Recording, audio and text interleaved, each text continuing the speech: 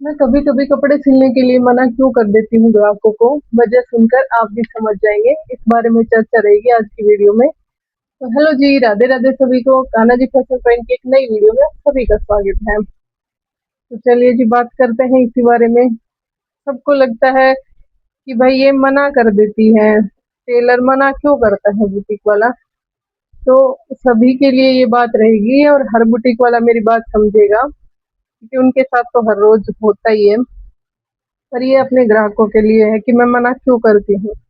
उसके पीछे कारण ये है, एक तो सबसे पहले ऑर्डर की जल्दी बहुत रहती है कि आज दिया कपड़ा मेरे को कल ही चाहिए, परसों ही चाहिए। उस चक्कर में हमें मना करना पड़ता है।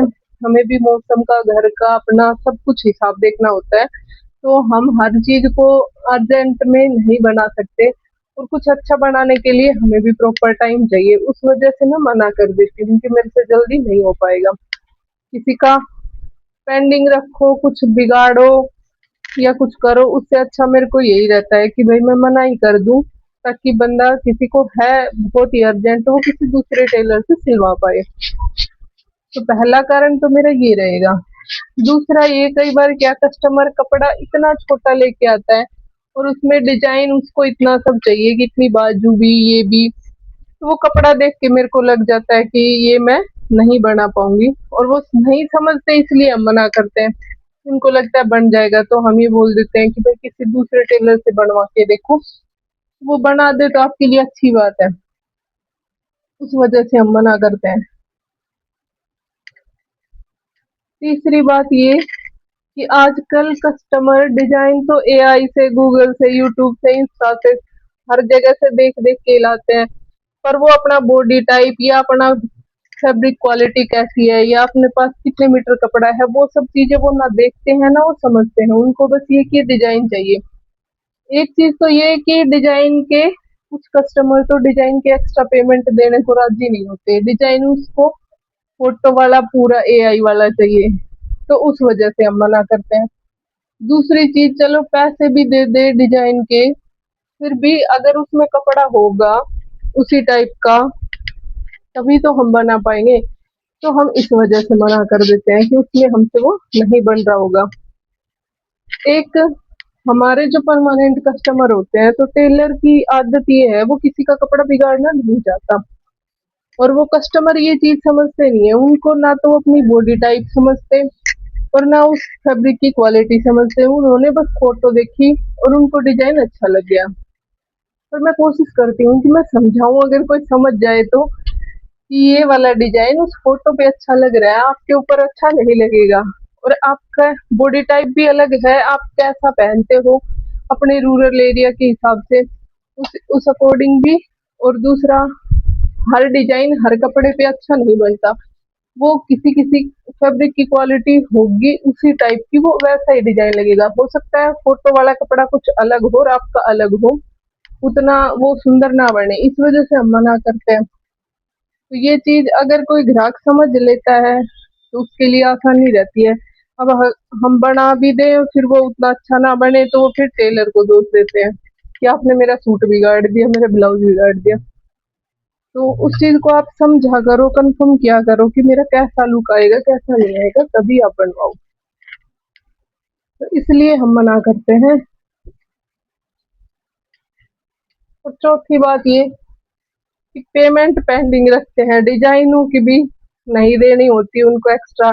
तो भाई हर डिजाइन के अंदर टाइम लगता है, तो उस वजह से हमें मना ही करना पड़ता है। क्योंकि मेहनत फिर इतनी लग जाती है उसमें, और उतना पैसा हमें मिलता नहीं। इस वजह से भी हम मना करते हैं।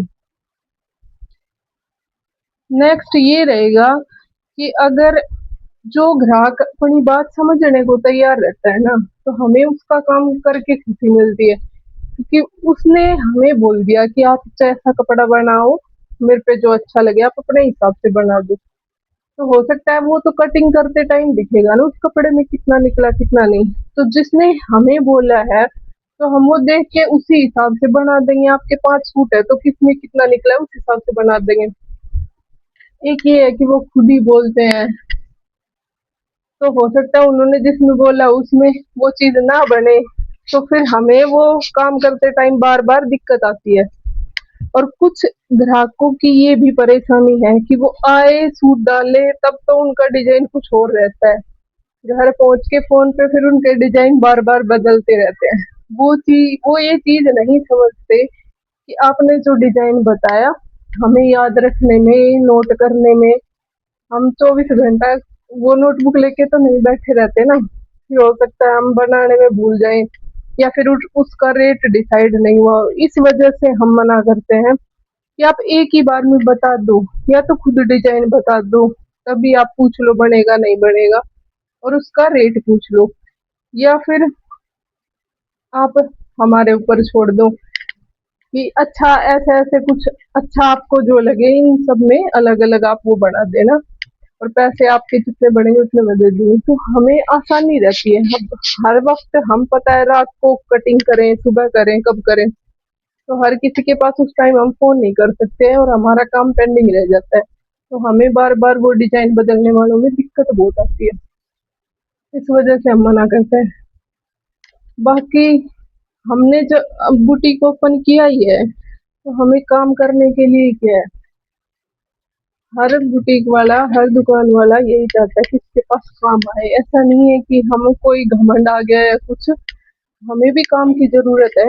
पर उस चीज़ को आप समझो, एक चीज़ में हमारा टाइम बहुत ज़्यादा लग रहा है और उतनी आउटपुट नहीं हो पा रही है, परेशानी ज़्यादा हो रही है, और जल्दी भी करवा रहे हो, तो उन सब चीज़ों को देखकर हम मना करते हैं। वरना काम करने के लिए, पैसा कमाने के लिए ही काम किया है, और वो हम करेंगे ही। हम मना क्यों ही करेंगे?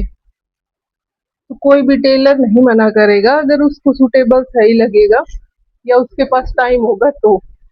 तो इस चीज़ का आप बुरा मत माना करो, बस समझो क्या-क्या कारण है, और आप कहीं आप भी यही तो गलती नहीं कर रहे हो भई, थोड़ा-सा ध्यान रखो। इसी वजह से मना किया जाता है। वरना हम तो, अगर हमारे से हो पाए तो मैं तो वही यही कोशिश करूँ कि उसको बोलने की ज़रूरत ही ना पड़े, मैं तो 2-4 दिन में उसका सिल के रेडी रखूँ। पर ये पॉसिबल नहीं है ना, ऐसा हो नहीं पाता कि मैं सबका बहुत जल्दी कर पाऊँ। और जिसके बहुत बड़े बुटीक हैं, बहुत टेलर लगे हुए हैं, तब भी उनसे नहीं हो पाता। तो हम तो अकेले काम करते हैं, तब कैसे ही होगा? तो वो परेशानी रह ही जाती है।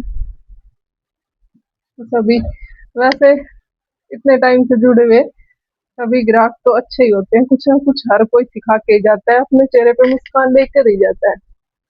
तो धन्यवाद जी, राधे-राधे सभी को। आई होप सबको मेरी बात समझ आई होगी। धन्यवाद जी, राधे-राधे।